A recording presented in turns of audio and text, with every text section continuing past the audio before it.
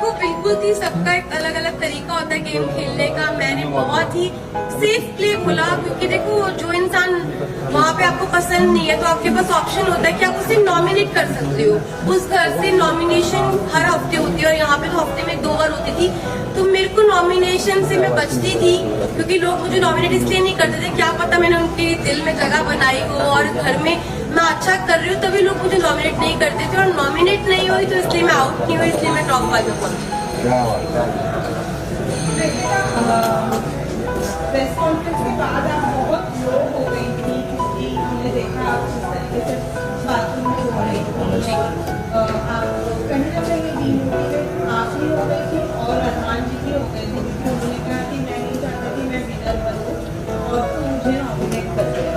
ये लोनेस क्यों? क्योंकि आप लोगों ने कहीं ना कहीं एक्सेप्ट तो कर लिया है कि हमारा रिलेशनशिप है, सब अच्छा है, तो फिर क्यों इतना देखो सबसे पहले तो जितने भी लोग हैं मैं सबको ये बोलना चाहती हूँ कि हम तीनों बिल्कुल भी सपोर्ट नहीं करते पॉलीगैमी को।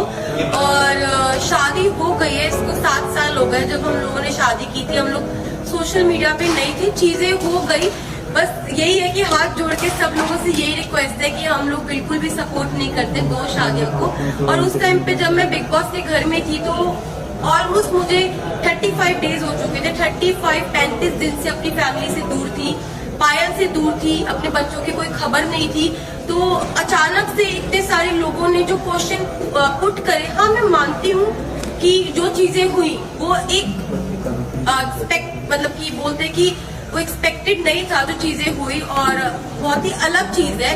तो पर जो लोगों के क्वेश्चन थे ना वो कहीं ना मुझे हर्ट कर रहे थे। और मुझे ये चीज सुनने में आई थी कि पायल के बारे में जो लोग बोल रहे थे, तो वो चीजों के बारे में मुझे ना टेंशन सी हो रही थी। मतलब कुछ चीजें मुझे खाई जा रही थी। और हम बिग बॉस के घर में थे, मेरे पास फोन नहीं था कि मैं अपनी फैमिली को पूछ सकूं क्या वो ठीक है, क्या मेरे बच्चे ठीक है। तो बस एक होता है ना कि आप 35 दिन से भरे हुए थे और वो उस दिन जो बातें हुई उस बातों से मुझे तोड़ दिया और मैं इमोशनली ब्रेक डाउन हो गई थी। पर फिर जब मैं रोई और मैंने अपनी जो दिल की बात अरमान जी से शेयर करी, फिर मैं थोड़ी सी मेरा जो दिल है वो हल्का हुआ।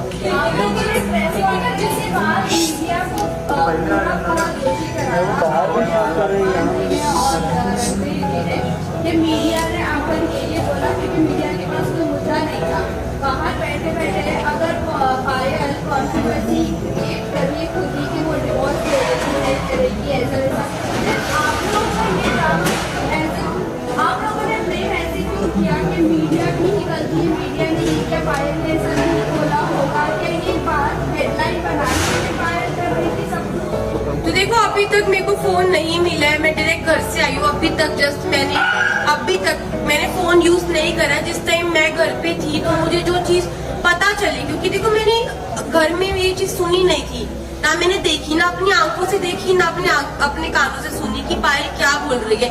तो मेरे को एक कहीं ना कहीं अरमान जी को, रणवीर जी, सबको ये लग रहा था कि हो सकता है कि कोई मेरे को फॉल्स स्टेटमेंट दी हो या कोई बात को घुमाया गया हो। क्योंकि जब तक इंसान अपनी आंखों से नहीं देखता, अपने कानों से नहीं सुनता, वो विश्वास नहीं कर सकता। लेकिन अरमान जी ने पूरे सीजन में एक ही सुरेंगी सुनते हुए लोगों के ऊपर सहमति लगाई और उन्होंने बराबर से जवाब नहीं दिया। वो आपको नहीं लगता है कि वो सही है?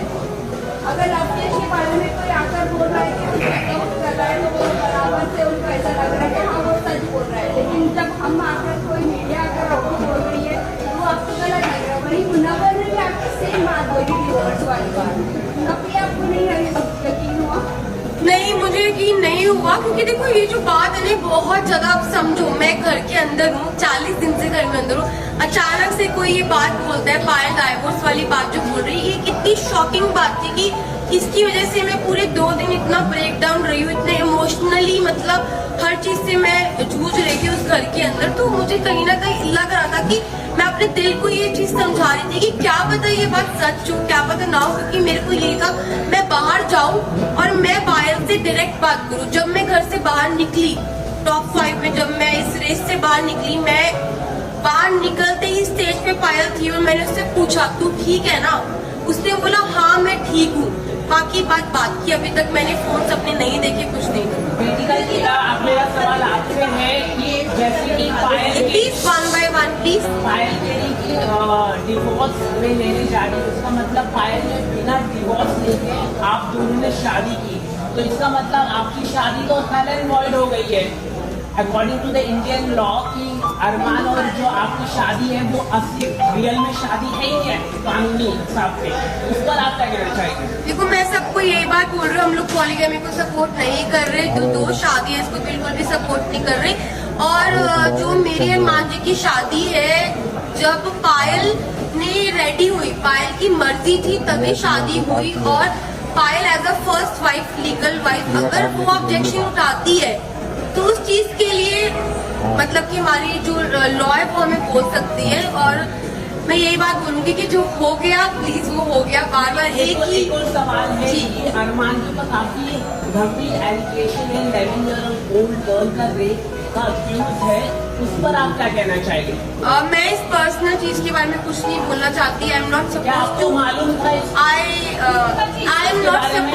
M not suppose to say क्या पायल ने कराया? तो Payal next question I am not suppose just a second I am not suppose to say anything. और भाई मुझे अपनी न्यायपालिका पे पूरा भरोसा है, जो भी वो फैसला उन्होंने किया है वो बिल्कुल ठीक किया होगा। Last question